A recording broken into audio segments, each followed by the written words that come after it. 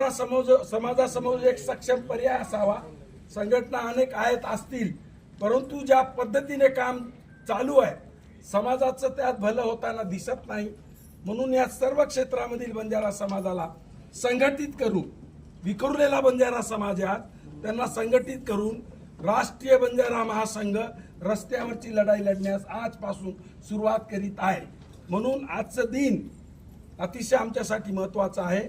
हीच भूमिका राष्ट्रीय बंजारा महासंघ या ठिकाणी पार पाडणार आहे। राज्यात अनेक संघटना आहेत, मात्र तुमच्या संघटनेच्या माध्यमातून काय होणार आहे नेमकं? मी आता म्हटलं, आम्ही डायरेक्ट आता त्या दुखण्यावर बोट ठेवणार आहोत।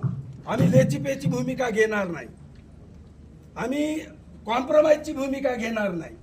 बंजारा समाजाला जर तुम्ही आमची सोय करत आहात, आमचा डायरेक्ट इशारा आणि निवेदन आहे सरकारला आणि विविध पक्षाच्या प्रमुखांना, तुम्ही जर आमची सोय करत आहात, बंजारा समाज तुमच्या सोबत सोयरी करायला तयार आहे।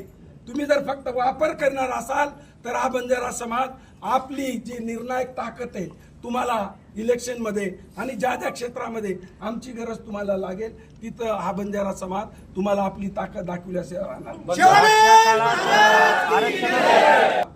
राष्ट्रीय बंजारा महासंघाचा स्थापनेचा दिवस नसता तर आमची पूर्ण टीम मुंबईच्या आझाद मैदानावर दिसली असती।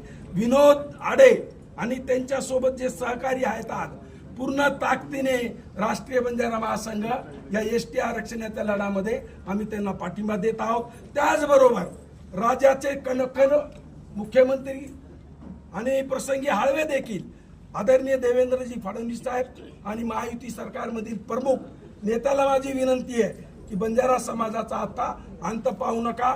बंजारा समाजाला एसटीचं आरक्षण मिळण्यासाठी तुम्हाला फार काही त्रास होत नाही।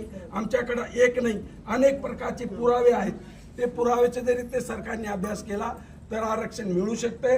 आता आमचा अंत पाहू नका, ताकद फार मोठी आहे, समाज रस्त्यावर आलेला आहे। बीड पासून एसटी आरक्षणाच्या मोर्चाला सुरुवात केली आपण 15 सप्टेंबरला।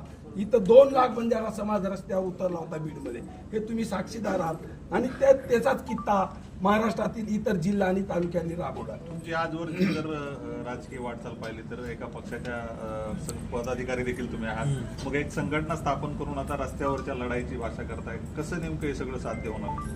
माझा जन्म बंजारा समाजात झालेला आहे, समाज माझ्यासाठी प्रथम आणि नंतर माझी राजकीय भूमिका। मी माझ्या समाजाशी प्रामाणिक आहे। माझ्या समाजाला जर माझा पक्ष माझे सगळे प्रश्न सोडित असेल तर आनंदच आहे ना।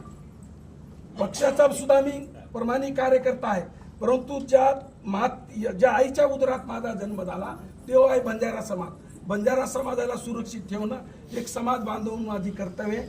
माझी भूमिका समाजाबरोबर प्रामाणिक आहे आणि पक्षाबरोबर देखील प्रामाणिक। मात्र अनेक वेळा आश्वासनं दिली गेली, राज्याचे मुख्यमंत्री देवेंद्र फडणवीस आहेत, भाजपचं सरकार आहे, मात्र एसटी आरक्षणाचा मुद्दा केंद्रात आणि राज्यात भाजपचं सरकार आहे, नेमकं अडलाय कुठं? अनेक वेळा आश्वासनं दिली, मोर्चे काढले, प्रत्येक वेळेस समजूत काढायला कोणतरी मंत्री आला, नेमकं अडलंय कुठं?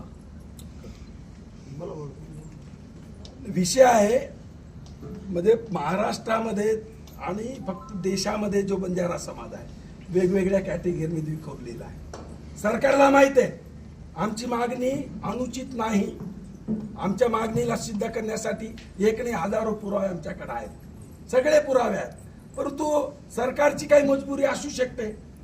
कदाचित ते आदिवासी समाजाला घाबरत असतील, तर या निमित्ताने माझ्या महाराष्ट्रातील आदिवासी समाजाला मी हात जोडून विनंती करतोय, आम्ही जे आरक्षण मागतोय, आम्ही एसटीचं आरक्षण मागतोय, परंतु आम्हाला तुमच्या ताटातलं काही नकोय, आम्हाला स्वतंत्र आरक्षण द्या। ही आदरणीय मोदीजी आणि देवेंद्रजी यांच्याकडे आमची मागणी आहे। आणि इशारा आमचा इशारा एवढाच आहे की बंजारा समाजाचा आता अंत पाहू नका। संख्या फार मोठी आहे, रस्त्यावर हा समाज आला तर आवरणं तुम्हाला सोपं नाही जाणार, अवघड होईल। म्हणून आमचे जे न्याय हक्काच्या मागण्या तुम्ही मान्य करा, आम्ही तुमच्या सोबत राहू। साहेब